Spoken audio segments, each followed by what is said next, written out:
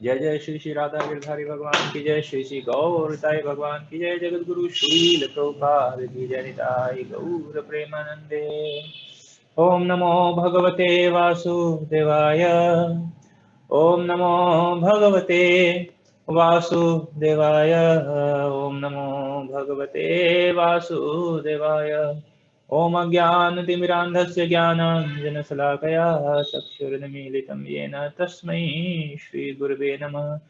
नमः ओं विष्णुपादाय कृष्णप्रेष्ठाय भूतले श्रीमते भक्तिर्वेदान्तस्वामिनीति नामिने। नमस्ते सारस्वते देवे गौरवाणि प्रचारिणे, निर्विशेष शून्यवादी पाश्चात्य देशतारिणे। जय श्री कृष्ण चैतन्य प्रभु नित्यानंद, श्री अद्वैत गदाधर श्रीवासादि गौर भक्त वृंद। हरे कृष्ण कृष्ण कृष्ण हरे हरे, हरे राम राम राम हरे हरे। हरे कृष्ण। तो आप सभी का स्वागत है और आज हम चर्चा करने वाले हैं श्रीमद् भगवद गीता यथारूप अध्याय 2 श्लोक संख्या 6। श्लोक संख्या 6, यहाँ पर अर्जुन यह बात कह रहे हैं, न चैत द्विग्नः कतरो नगरीयो, यद्वा जयेम यदि वा न जयेयुः, यानेव हत्वा न जिजीविषाम्, स्तेव स्थिताः प्रमुखे धार्तराष्ट्रः। तो अर्जुन क्या कह रहे हैं? अर्जुन कह रहे हैं कि मैं यह भी नहीं जानता कि हमारे लिए क्या श्रेष्ठ है, उनको जीतना या उनके द्वारा जीता जाना। यदि हम धृतराष्ट्र के पुत्रों का वध भी कर देते हैं तो हमें जीवित रहने की आवश्यकता नहीं है, फिर भी वे युद्ध भूमि में हमारे समक्ष खड़े हैं। तो यह जब महाभारत का युद्ध प्रारंभ होने वाला है तो अर्जुन जो है वह युद्ध न करने के कई तर्क देते हैं, और वह उससे पहले तर्क देते हैं गुरु न हत्वा न महानुभावान, कि जो गुरुजन हैं, श्रेष्ठ हैं, उनको जो सम्माननीय है उनको कैसे मारा जा सकता है। यहाँ तक कि गुरु और सम्माननीय व्यक्तियों से वाक युद्ध भी नहीं करना चाहिए। वाक युद्ध मतलब बहस भी नहीं करनी चाहिए। तो यहाँ पर तो वाक युद्ध नहीं बल्कि वपु युद्ध मतलब शारीरिक युद्ध होने वाला है। तो अर्जुन अनेकों प्रकार के तर्क देते हैं, और इन सारे तर्क के बाद यहाँ पर अर्जुन क्या कह रहे हैं, यहाँ पर यह जो श्लोक है, इस श्लोक में अर्जुन की मनस्थिति क्या है? अनिर्णय की। मतलब अर्जुन निर्णय नहीं कर पा रहे हैं। वो जो बोल रहे हैं कि मैं युद्ध नहीं करूंगा, और ये उसके तर्क भी दे रहे हैं, और भगवान कह रहे हैं कि युद्ध करो, तो अर्जुन निर्णय नहीं कर पा रहे हैं, या स्वयं के तर्क को भी वह निर्णय नहीं कर पा रहे हैं कि मैं जो सोच रहा हूं वो ठीक है, या आप कह रहे हो कि युद्ध करो वो ठीक है, क्या करूं क्या न करूं। बहुत बड़ी विकट स्थिति है, परिस्थिति है। तो यहाँ पे अर्जुन की स्थिति है, अर्जुन क्या कर रहे हैं कि मेरे लिए क्या श्रेष्ठ है, क्या श्रेयस्कर है, ये मुझे पता नहीं चल रहा है। युद्ध करके उनको हम जीत लें ये हमारे लिए श्रेयस्कर है, या वो हमें जीत लें, हम उन्हें जीते या वो हमें जीते, क्या सही है क्या गलत है, कुछ समझ में नहीं आ रहा है। तो ये जो स्थिति है, यह स्थिति जो है हम सब के साथ कभी न कभी आती ही है। कौन सी स्थिति? जब हमें ये पता नहीं चलता है कि क्या करना चाहिए, ये ठीक है या ये ठीक नहीं है। कोई निर्णय किसकी आती है, पता नहीं चलता है, अरे मैं अगर ये निर्णय लेता हूं तो ठीक होगा या ठीक नहीं होगा, क्या करें क्या नहीं करें, क्या ठीक है क्या गलत है। विवेक शून्यता, अनिर्णय की स्थिति आ जाती है। तो यहां पर अर्जुन की भी ऐसी ही स्थिति है, अर्जुन निर्णय नहीं कर पा रहे हैं।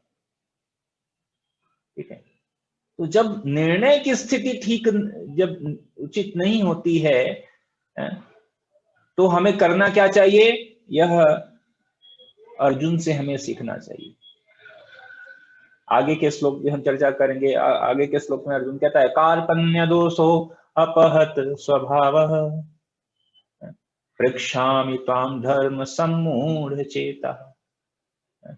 अर्जुन कह रहे हैं, पृक्षामि त्वाम, मैं पूछ रहा हूं आपसे क्या करना चाहिए। पृक्षामि त्वाम धर्म सम्मूढ़ चेता व्यक्षेयः सन्निशन् ब्रूहि तन्मे शिष्यम अहम साधु माम त्वाम प्रपन्नम।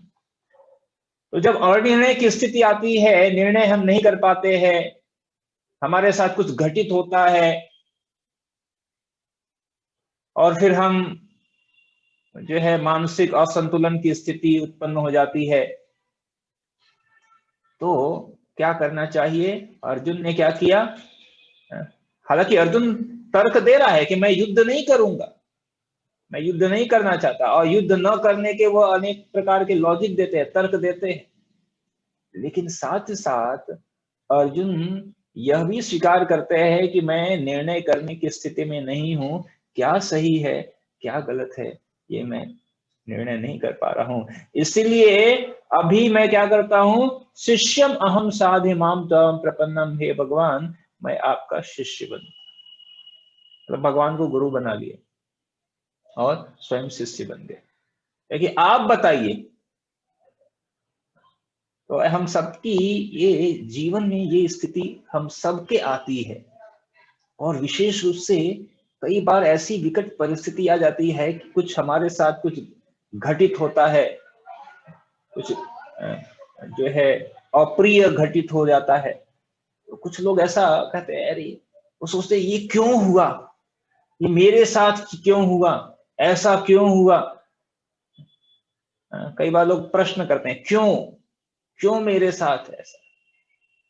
तो वास्तविक रूप में महत्वपूर्ण अर्जुन की ऐसी स्थिति है, अर्जुन की ऐसी स्थिति है, स्वयं भगवान उसके सामने है, उनके मित्र के रूप में, सखा के रूप में, लेकिन फिर भी अर्जुन की जो है अनेक प्रकार के विपत्तियों से अर्जुन को जूझना पड़ रहा है, घिरा हुआ है, अनेक प्रकार की समस्याओं का उसने सामना किया।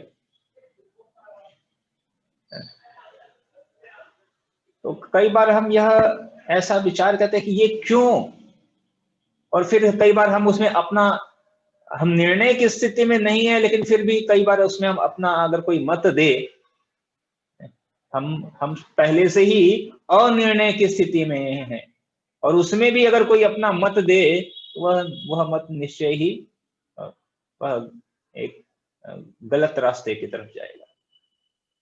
तो बेस्ट क्या है कि ऐसी स्थिति में जब हमें समझ में ना आए, जब समस्या हो जाए, प्रॉब्लम्स आए, तो उस समय हमें भगवान की शरण लेनी चाहिए। ये बहुत बड़ी बात है, क्योंकि अधिकांश समय जब समस्याएं आती हैं, तो उन समस्याओं से जब व्यक्ति घिर जाता है, तो जब कोई छोटी समस्या आती है तो उतना नहीं आता, ठीक है फिर भगवान की शरण में जाते हैं, लेकिन कोई बहुत बड़ी समस्या आ जाती है, कोई अप्रिय घटना घट जाती है, तो व्यक्ति हिल जाता है और फिर उस समय सोचता है कि भगवान है या भी नहीं है। और उस समय जब जहां भगवान की शरण में जाना चाहिए, वहां वो भगवान से दूर हो जाता है। जैसे कई बार हम कहते हैं कि अर्जुन, यह जब भगवत गीता प्रारंभ होता है तो भगवत गीता का अध्याय शुरू होता है कि जो अर्जुन को मोह होता है और वह विषाद में आ जाता है, तो कहते हैं विषाद योग, इसी अध्याय का क्या नाम आता है, विषाद योग। लेकिन जब हमारे साथ कोई विषाद आता है तो योग के जगह पे हम वियोग हो जाता है। जब विषाद यानी समस्याएं आती हैं तो हम भगवान से दूर चले जाते हैं, या कई बार प्रश्न करते हैं ये हमारे साथ ऐसा क्यों हो रहा है। ये घटना, लेकिन विषाद के साथ जब विषाद आए तो योग होना चाहिए, यानी भगवान की शरण हमें ग्रहण करनी चाहिए। तो यहाँ पर यह बात स्पष्ट रूप में यह बात कही जा रही है, अर्जुन यह बात कह रहे हैं कि जब कि मेरे को यह समझ में नहीं आ रहा है कि मुझे क्या करना है, क्या करणीय है, क्या अकरणीय है, जीता जाना या जीतना, उनको जीतना या उनके द्वारा जीता जाना। तो जब भी हमारे जीवन में ऐसी स्थिति आए जब हम निर्णय की स्थिति में न हो, तो उस समय हमें क्या करना चाहिए? उस समय हमें भगवान की शरण ग्रहण कर लेनी चाहिए, और फिर भगवान की शरण ग्रहण करके भगवान के आदेश को एज इट इज पालन करना चाहिए। क्योंकि अर्जुन ने भगवान को जब एज इट इज पालन किया, तो जब पूरी भगवत गीता भगवान ने सुनाई तो भगवान अर्जुन से पूछते हैं समझ में आया, कुछ हुआ? लास्ट में अर्जुन कहते हैं नष्टो मोहा स्मृतिर्लब्धा त्वत् प्रसादात् मया च्युतः। यस भगवान, नष्टो मोहा, मेरा जो मोह था वो नष्ट हो गया है। और क्या हुआ? स्मृति, स्मृति जो थी, जो मैं भूल गया था, मैं भूल गया था, आपको भूल गया था, आपकी शरण ग्रहण करना, मैं यह भूल गया था कि यह वास्तविक यह शरीर नहीं हूं, मैं यह आत्मा हूं। लेकिन अब क्या है? स्मृति लब्धा, यह स्मृति मेरे को प्राप्त हो चुकी है। और ये कैसे प्राप्त हुई है? त्वत् प्रसादात्, आपके प्रसाद से, आपकी कृपा से। तो अगर कोई भगवान की शरण लेगा तो उसकी स्थिति ऐसी ही होगी। क्या स्थिति होगी? उसकी स्मृति प्राप्त हो जाएगी, उसका मोह नष्ट हो जाएगा, उसका संदेह दूर हो जाएगा। लेकिन अगर भगवान की शरण हम नहीं लेते हैं तो फिर निश्चय ही यह मोह में हम फंस जाएंगे, और उस समय अनिर्णय की स्थिति में हम अक्सर, अधिकतर हम गलत ही फैसला ले लेते हैं। और फिर यह उसमें एक बार हमने एक गलत कदम उठाया तो फिर उससे निकलने में बहुत समय लग जाता है। हमने एक गलत कदम क्या उठाया कि भगवान को छोड़कर हम यहाँ पे आए, और तब से हम फंसते जा रहे हैं। तब से पुनरपि जननम पुनरपि मरणम पुनरपि जननी जठरे शयनम।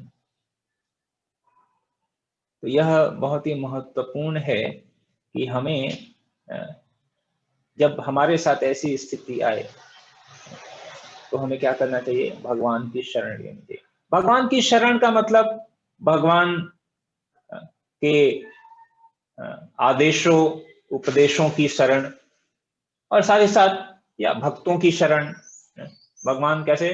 भक्तों के माध्यम से जो है वह उपदेश देते हैं, या भक्तों के माध्यम से हम पर कृपा करते हैं। यह बहुत ही महत्वपूर्ण है इस बात को समझना। अन्यथा जब विपरीत परिस्थिति आती है तो लोग, मैं कई बार यह बात कहता हूं, कई बार भक्ति हम इसलिए करना चाहते हैं कि हमें आनंद की प्राप्ति हो जाए, लेकिन वास्तविक रूप में भक्ति हमें आनंद प्राप्त करने के लिए नहीं है, भगवान को आनंद देने के लिए है। भगवान को आनंद देने के लिए। अगर भगवान को हम आनंद प्रदान नहीं करेंगे तो फिर वह वास्तविक भक्ति नहीं है।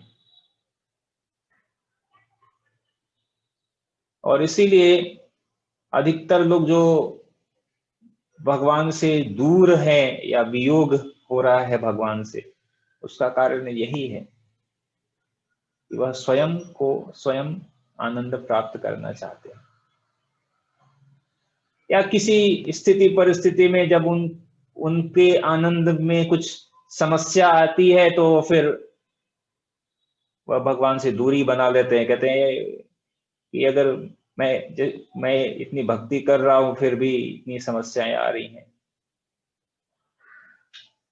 तो चैतन्य महाप्रभु ने शिक्षाष्टकम में जो है 8 श्लोक दिए शिक्षाष्टक, और अंतिम श्लोक में चैतन्य महाप्रभु कहते हैं आशिल्यस्य वा पादरतां पिनस्तु माम् अदर्शनां मर्महतां करोतु वा यथा तथा व विदधातु लंपटो मत प्राणनाथस्तु स एव न पर। तो चैतन्य महाप्रभु बता रहे हैं आशिल्यस्य वा पादरतां पिनस्तु माम्, तो भगवान को कह रहे हैं कि भगवान आप जो कैसे स्वतंत्र है, आप स्वतंत्र हैं, आप चाहे तो मेरे सामने प्रकट होइए और प्रकट होकर मेरे को आनंदित करिए, या आप मेरे सामने प्रकट न होइए और प्रकट न होकर मुझे मर्माहत करिए, मुझे दुख दीजिए या मेरे समस्याएं दीजिए। जो भी करना है, आप स्वामी हैं, मैं सेवक हूं। स्वामी होने के नाते आप स्वतंत्र हैं, आप सुख देना चाहते हैं सुख दीजिए, दुख देना चाहते हैं दुख दीजिए, ठीक है। आप लाभ करना चाहते हैं तो लाभ करिए, हानि करना चाहते हैं तो हानि, जो भी आप स्वतंत्र हैं। हाँ, लेकिन हर परिस्थिति में मैं क्या रहूंगा, मैं आपका नित्य दास रहूंगा। हर परिस्थिति, वहां पे किंतु नहीं है, परंतु इस परिस्थिति में नहीं है। कोई भी परिस्थिति हो, हर परिस्थिति में मैं आपका नित्य दास रहूंगा। दैट इज द भक्ति। कोई भी परिस्थिति आए, हर परिस्थिति में भगवान की शरण ग्रहण करना। अच्छी परिस्थिति है, बहुत अच्छा है, उस समय भी भगवान की शरण। कई बार ऐसा होता है कि बहुत अच्छी परिस्थिति हो जाती है तो भगवान की से दूर हो जाते हैं, ये कहते हैं अब भगवान की जरूरत क्या है, I am a happy man, I am the happiest man, फिर भगवान की जरूरत क्या है। और कभी कभी बहुत अधिक दुख हो जाता है तो भी लोग भगवान से दूर हो जाते हैं। लेकिन भक्ति में क्या है कि चाहे सुख रहे या दुख रहे, किसी भी स्थिति में, ठीक है, किसी भी स्थिति में, हर स्थिति परिस्थिति में कह रहे हैं मैं आपका नित्य दास रहूंगा, चाहे कोई भी स्थिति हो। तो इस बात को हमें क्या करना है, हमेशा याद रखना है कि हर स्थिति परिस्थिति में भगवान के हमसे बने रहे। और अन्यथा ये जो शरीर है, ये शरीर तो ऐसे भी जाना ही है, आज नहीं तो कल, कल नहीं तो परसों, कुछ महीने बाद, कुछ सालों के बाद, कुछ बीमारी होने के बाद कुछ लोग पहले चले जाएंगे और कुछ लोग बाद में जाएंगे, अन्यथा लास्ट में बुढ़ापे से जाएंगे। बट ये तो फिक्स है कि ये शरीर जाना है। और एक चीज भी फिक्स है कि यह जो आत्मा है वो शाश्वत है, ये शरीर टेम्पररी है, आज नहीं तो कल ये तो चला ही जाएगा, समाप्ति होने वाला है। महत्वपूर्ण क्या है, आत्मा को बचाना, आत्मा को बचाना ये महत्वपूर्ण है। नहीं तो शरीर कितना भी संभालेंगे तो जो है जन्म मृत्यु जरा व्याधि दुख दोषानुदर्शनम, आज नहीं तो कल जाने ही वाला है। लेकिन अगर इस आत्मा की रक्षा अगर हम कर ले, आत्मा की रक्षा, अभी हम आत्मा की रक्षा नहीं कर रहे, अभी हम शरीर की रक्षा करना चाहते हैं इन किन प्रकारेण। ठीक है, शरीर की भी रक्षा करना कोई गलत बात नहीं है, लेकिन उसके लिए उसे आसक्त हो जाना गलत है। एक बार कल कुछ दिन पहले एक भक्त ने मेरे से पूछा कि प्रभु जी ये जो शरीर है, ये तो अगर ये शरीर नहीं रहेगा तो भगवान की हम भक्ति कैसे करेंगे? उनकी बात सही है, ये शरीर का रक्षा महत्वपूर्ण है। तो शरीर की रक्षा तो महत्वपूर्ण है, क्योंकि यह शरीर भी भगवान की संपत्ति है। आत्मा के रूप में तो हम भगवान के अंश है ही, लेकिन यह शरीर भी भगवान की देन है। लेकिन महत्वपूर्ण यह समझना है कि यह शरीर भगवान ने क्यों दिया है। यह शरीर भगवान ने इसलिए दिया है कि हम इस शरीर के द्वारा भी उनकी सेवा कर सकें। तो यह शरीर एक माध्यम है, लेकिन अगर कोई इस शरीर से आसक्त हो जाए, इस शरीर को स्वस्थ रखना यह हमारा कर्तव्य है, लेकिन सम और अगर यह शरीर स्वस्थ नहीं रहा, अस्वस्थ हो गया, तो जो भी है, स्वस्थ हो या अस्वस्थ हो, स्ट्रांग हो या वीक हो, कमजोर हो, हर स्थिति में हम इसको जितना संभव है भगवान की सेवा में हम लगा देंगे। तो ये स्थिति, जैसे अर्जुन ये स्थिति कर रहे हैं, हर स्थिति में भगवान को समर्पित होकर। तो यह अनिर्णय की स्थिति में यह महत्वपूर्ण है कि हमें गुरु साधु शास्त्र का आश्रय लेना चाहिए। गुरु साधु और शास्त्र का आश्रय लेना चाहिए, किसी सांसारिक भौतिक व्यक्ति का आश्रय नहीं लेना चाहिए। आप बताइए, आप बहुत एक्सपर्ट हैं, यू आर वेरी एक्सपर्ट। कोई व्यक्ति कितना भी एक्सपर्ट हो, लेकिन इस कहते हैं ना, एक समुद्र है, समुद्र में कोई कितना भी एक्सपर्ट हो, स्विमिंग में बहुत कुशल तैराक हो, लेकिन समुद्र में गिर गया तो कब तक तैरेगा? कितना भी एक्सपर्ट हो, एक दिन डूब जाएगा थक हार कर।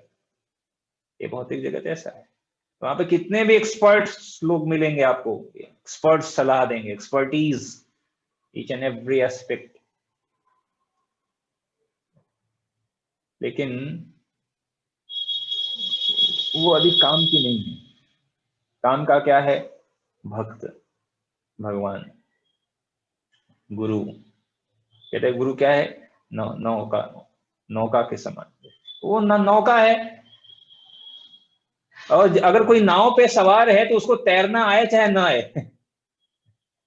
कोई प्रॉब्लम नहीं है। अगर कोई नाव पे बैठा हो तो उसको चाहे तैरना आता हो, he is expert in swimming, और he don't know even the swimming, तो उसको स्विमिंग आती हो चाहे ना हो, नाव पे बैठा है तो नाव पे बैठकर वो समुद्र को भी पार कर सकता है।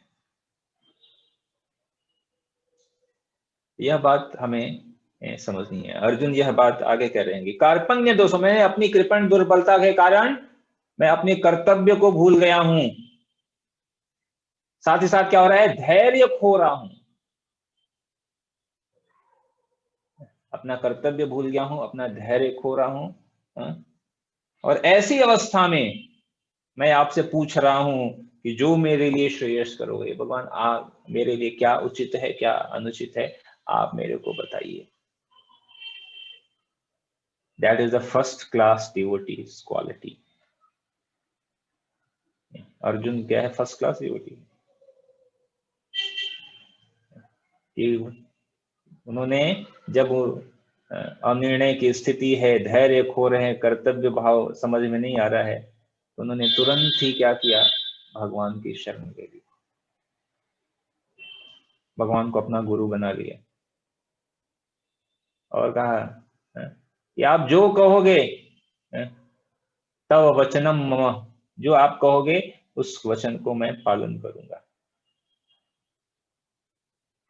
तो यह महत्वपूर्ण है। प्रभुपाद तात्पर्य में लिखते हैं श्लोक नंबर 7 के कि यह प्राकृतिक नियम है कि भौतिक कार्यकलाप की प्रणाली ही हर एक के लिए चिंता का कारण है। हमारी चिंता सब हमारी आप सबकी चिंता का कारण क्या है? ये भौतिक कार्यकलाप की प्रणाली।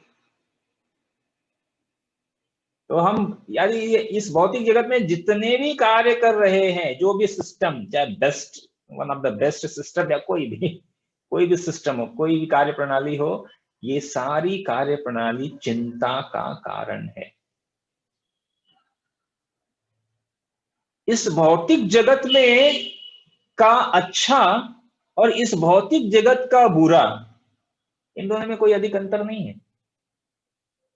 भौतिक जगत का अच्छा हो, क्या कहेंगे, भौतिक जगत कोई कोई बुरा है, हम कहते हैं ये अच्छा ये बुरा। ये भौतिक जगत का अच्छा बुरा में कोई अधिक नहीं, जो अच्छा है वो भी बुरा है, जो अच्छा है वो भी बुरा ही है, जो बुरा है वो अच्छा, अच्छा बुरा कोई। इस भौतिक जगत में ड्युअलिटी, द्वंद्व मोहेन भारत है। हम कहते हैं ये सुख, बहुत सुख का क्षण, तो सुख और दुख, लाभ या हानि, जय पराजय, मान अपमान, इस भौतिक जगत में या सुख दुख, लाभ हानि, जय पराजय, मान अपमान, ये दोनों में अधिक कोई अंतर नहीं है भौतिक जगत के। इसमें जो हमें बहुत लग रहा है कि बहुत सुख का कारण है, हो सकता है वो हमें अभी हमें सुख सा प्रतीत हो रहा है, लेकिन वो अनेकों कष्टों में है। और कई बार तो यह सुख केवल मन के ही अंदर रहता है। एक व्यक्ति पूरे महीने भर परिश्रम करता है और फिर महीने के अंत में उसको कुछ धनराशि प्राप्त होती है, तो पूरे महीने सिर्फ इसलिए करता है कि मेरे को महीने के अंत में एक धनराशि मिलेगी, और मिली नहीं है। 30 दिन में वो 29 दिन तक केवल वो मिलेगी, इस सोच में वह परिश्रम करता रहता है, और मिलते ही वो फिर अगले दिन से फिर खत्म होना शुरू हो जाता है, और फिर वो अगले महीने का फिर से, नहीं नहीं अभी अभी मिला, अभी फिर से 1 महीने बाद फिर से। तो ऐसा ऐसा तो सुख केवल मन के अंदर। इसीलिए जो एक भक्त कहते कि ये इस भौतिक जगत में सुख केवल और केवल कहाँ है, मन में है, मन के अंदर ही है, सुख है नहीं वास्तविक रूप में। ऐसा लगता है कि ये मिल जाएगा, ये प्राप्त हो जाएगा, या व्यक्ति वस्तु स्थिति परिस्थिति, तो बहुत मजा आ जाएगा, बहुत सुखी। लेकिन वह व्यक्ति वस्तु स्थिति परिस्थिति प्राप्त होने के बाद फिर हमें फिर अगला लगता है, अरे ये मजा नहीं आया। नया एडवर्टीजमेंट हम देखते हैं मोबाइल का, अरे नया मोबाइल आया है, अब तो 5G आ गया, अभी 5G का नया मोबाइल लेते हैं, एकदम इसको लेंगे तो फिर, और एक बार वो मिलने के बाद लगता है अरे थोड़ा दिन और रुक जाना था, ये नया मॉडल अच्छा खरीदने के बाद अगले दिन ही नया मॉडल, अरे एक दिन और रुक जाते तो नया मॉडल मिल जाता। और जिसने नया मॉडल खरीदा है उसके भी अगले दिन नया मॉडल आने वाला है, और हर चीज पुरानी आउटडेटेड फिर होने लगेगी। जैसे व्यक्ति वस्तु, और इसी तरह हम व्यक्ति भी आउटडेटेड होते जाएंगे, एक दिन एक्सपायर भी हो जाने वाले हैं। तो महत्वपूर्ण ये है कि ठीक है, स्थिति तो दयनीय है, कहते हैं ना, bad bargaining, good deal but bad bargaining, good deal but bad bargaining. जैसे वो सामान खरीदने जाते हैं, वहां पे किसी ने बार्गेनिंग अच्छा नहीं किया, मोल भाव अच्छा नहीं किया, लेकिन डील अच्छी मिली, उसको वस्तु अच्छी मिल गई। और अगर कोई व्यक्ति कहे मैंने बहुत बढ़िया बार्गेनिंग की, बहुत पैसे बचाए, 500 का चीज 50 रुपए में लेकर आए, लेकिन जब लेकर आए तो पता चला कि अरे जो वस्तु था वो 3rd क्लास का था तो इवन गुड बार्गेनिंग कर ले, लेकिन डील अगर बैड हो जाए तो वो काम का नहीं है। तो ये जो भौतिक शरीर जो हमें प्राप्त मिला है, ये बैड बार्गेनिंग है हम भगवान से बार्गेनिंग करके ये लेकर आए हैं भगवान। हम अदरवाइज इससे पहले हमारे पास शाश्वत सच्चिदानंद स्वरूप के रूप में भगवान के साथ थे। हम कहे नहीं नहीं नहीं, ये वाला है, ये तो बार्गेनिंग करके भगवान से हम ये इच्छा करके ये भौतिक शरीर लेकर आए। बार्गेनिंग, लेकिन गुड डील हो सकती है, गुड डील हो सकती है। कब? अगर हम भगवान के शरण में आ जाए। ठीक है, बार्गेनिंग, बट डील तो अच्छी हो जाए। That is in our hand, ये हमारे हाथ में है,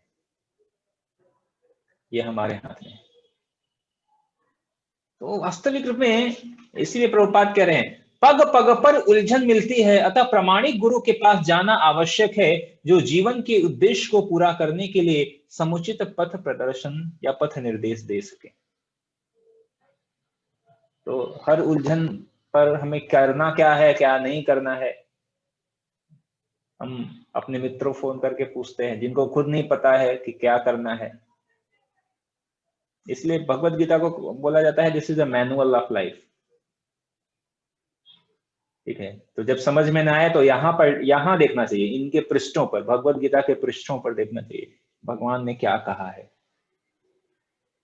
या भक्तों से पूछना चाहिए, तो भक्त भी यहाँ इसी भगवत गीता से ही बताएंगे, अच्छा भगवान ऐसा कह रहे हैं, ये करो। अर्जुन ने कहा शिष्यम हम साधिमाम त्वाम प्रपन्नम, और इसलिए तुम भी क्या करो, शिष्यम, तुम भी क्या करो, शिष्यम भगवान के, कृष्णम, सर्वधर्मान परित्यज्य मामेकम शरणम व्रज, कहते हैं। लोकनाथ स्वामी महाराज कहते हैं कि भगवान कह रहे हैं कि सर्वधर्मान परित्यज्य मामेकम शरणम व्रज, और भक्त क्या कहते हैं कि सर्वधर्मान परित्यज्य भगवान एकम शरणम व्रज। तो बात दोनों की एक ही है, भगवान कह रहे हैं माम एकम, और भक्त कह रहे हैं कि भगवान एकम, कृष्ण एकम शरणम शरणम व्रज। तो दोनों में कोई अंतर नहीं है। तो जो भक्त है वो भगवान की शरण लेने के लिए कहेंगे, भगवान करेंगे मेरी शरण में। और इसलिए भगवान के शब्दों और भक्त के शब्दों में कोई अंतर नहीं है, क्योंकि भक्त भगवान के शब्दों को ही एज इट इज प्रस्तुत करता है, उनकी शरण ग्रहण कर लेता है। तो ये महत्वपूर्ण है। प्रभुपाद कह रहे हैं यह वैदिक ग्रंथ हमें यह उपदेश देते हैं, ये समस्त वैदिक ग्रंथ का यही उपदेश है। तो ये हमें देखना है कि जब ऐसी स्थिति आती है तो हम क्या करते हैं, किसको, किससे मिलते हैं, किसको फोन करते हैं, किसकी शरण ग्रहण कर रहे हैं। अर्जुन ने भगवान की तो सारी समस्याओं से निकल गया। तत्र श्री विजय कीर्ति, उसका विजय हुआ, कीर्ति मिली। तो अगर हम भी भगवान की शरण में आएंगे तो ऐसा हमारे साथ भी हो सकता है, हम भी इस भौतिक समस्याओं के जंजाल से हम निकल सकते हैं, इस भौतिक जगत से निकलकर शाश्वत भगवान के धाम में, भगवान के नित्य संग में हम रह सकते हैं। अन्यथा तो यह जन्म मृत्यु जरा व्याधि का चक्र तो हमें बार बार यहाँ घसीटता ही रहेगा, लेकिन यहाँ से निकला जा सकता है। तो यह बात अर्जुन जो है, यह बात भगवत गीता के माध्यम से यहाँ पर स्पष्ट कर रहे हैं, यह करने के लिए कि मैं अपनी कृपण दुर्बलता के कारण क्या करणीय है, क्या करनी नहीं है, कर्तव्य भाव को भूल रहा हूँ, धैर्य खो रहा हूँ, इसलिए मैं आपसे पूछ रहा हूँ, आपकी शरण ग्रहण कर रहा हूँ, आप मुझे बताइए क्या करना है, क्या नहीं करना है। That is the best thing we can do, भगवान की शरण में ग्रहण करना। ठीक है, हरे कृष्णा। किसी का कोई प्रश्न है?